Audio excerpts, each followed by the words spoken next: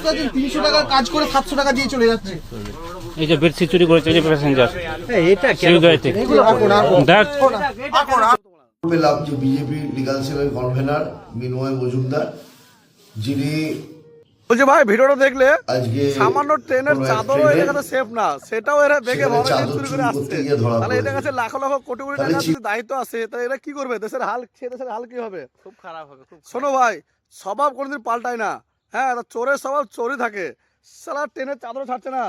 দেখুন একটা চাদর যে চুরি করতে পারে, সে দেশের অনেক কিছু অলরেডি চুরি করে বসে আছে। আজকে আমরা দেখতে পেলাম, তাই হয়তো ভিডিওটা বানাচ্ছি।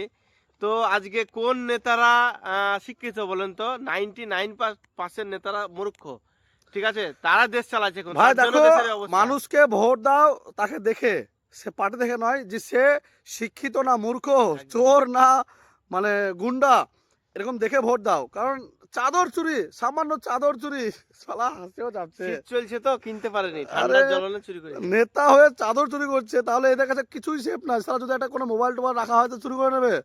হ্যাঁ, ট্রেনে চলাফেরা করলে আপনারা নিজের দায়িত্বে নিজের মাল রাখবেন, তা না হলে চাদর চুরি হয়েছে, কাল অনেক কিছু চুরি হবে।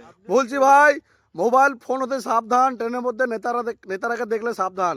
কোন সময় কি চুরি হবে বলা বড় মুশকিল। একদম।